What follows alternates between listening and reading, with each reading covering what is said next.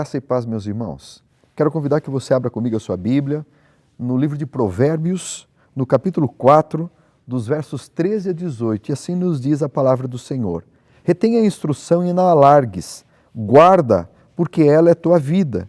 Não entres na vereda dos perversos, nem sigas pelo caminho dos maus. Evita-o, não passe por eles. Desvia-te dele e passa de largo.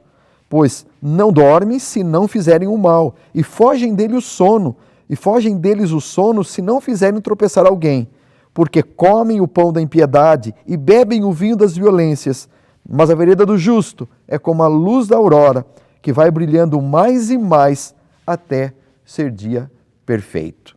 Meu querido, eu creio que todos nós já passamos por momentos da nossa vida em que percebemos que coisas ganharam importância demais na nossa vida e se tornaram distrações para podermos fazer a vontade de Deus e cumprirmos o seu chamado. Eu creio que isso é muito patente na própria palavra quando Jesus fala sobre aquela ovelhinha perdida. Todos nós já fomos uma ovelha perdida um dia, entende? Daquelas 100, uma perdida. Mas muitas vezes o nosso coração acaba também se distanciando do projeto de Deus para as nossas vidas. Sabe por quê? Porque nós temos áreas que são fracas, áreas que precisam ser trabalhadas pelo Senhor. E o diabo, como ninguém, conhece essas áreas da nossa vida, e é justamente o que ele vai tentar usar para nos desviar daquilo que o Senhor tem a fazer na nossa vida. Eu sei que nem tudo que nos desvia pode ser pecado. Pode ser algumas coisas que para nós são caras e importantes, muitas vezes como o trabalho, ou até mesmo a família, que tiram e gastam todo o tempo e todos os recursos que poderíamos também investir para glorificar o nosso Senhor. E esse texto, ele nos fala exatamente sobre isso. Ele fala da diferença daquele que é justo e daquele que não é justo, ou é nécio, né? Aquele que segue ao Senhor e aquele que não segue. E é isso que o Salomão aqui vai nos ensinar. Salomão estava querendo mostrar que ele tinha que seguir aquilo que o seu pai já havia ensinado, os ensinamentos que havia aprendido. Ou seja, não fugir de tudo quanto ele sabia que era importante. É o que eu e você temos aprendido com a palavra. Aquilo que você, que já vem de uma família cristã, aprendeu com seus pais, ou ouviu dos pastores da sua igreja, de entender que é uma história e que nós não podemos nos distanciar dela e daquilo que Deus tem a fazer da nossa vida.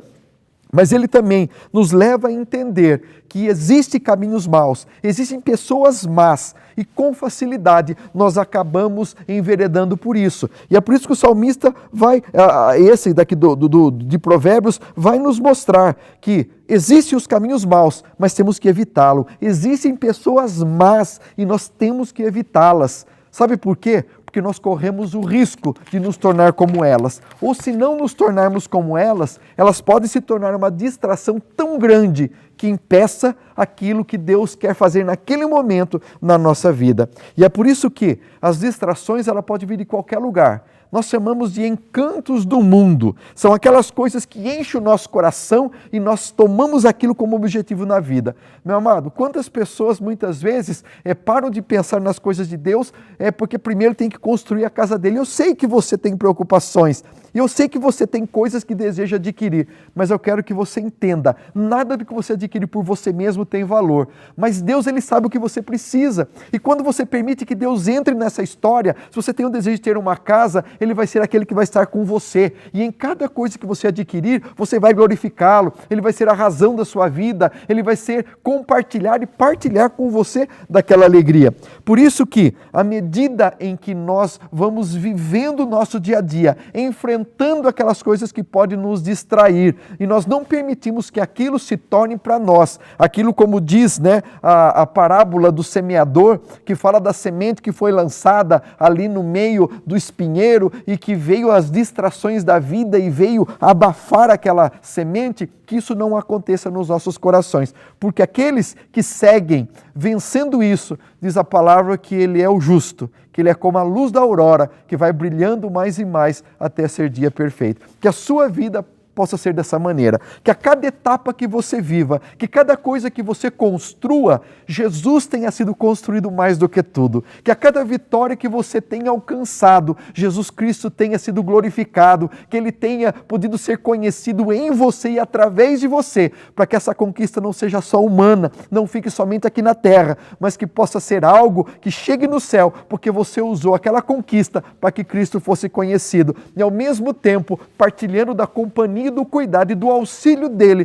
para tudo quanto você necessita. Que esse dia seja um dia de conquista, não um dia de distrações. Que seja um dia em que Cristo seja visto em você, não um dia em que você possa olhar para tudo e esqueça daquele que te salvou. E é por isso que eu quero orar pela sua vida agora. Vamos curvar as nossas cabeças?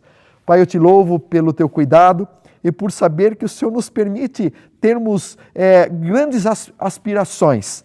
Mas, ao mesmo tempo, essas aspirações podem também, muitas vezes, macular o brilho daquilo que queres fazer na nossa vida. Pai amado, nos permita ter o foco no Senhor, porque eu sei que tudo quanto necessitamos e que o nosso coração pode sonhar, o Senhor também pode nos acrescentar. Que o Senhor dirija os nossos passos nesse dia, é o que eu te peço, em o nome de Jesus. Amém. Que Deus te abençoe e até a próxima, se assim o Senhor nos permitir.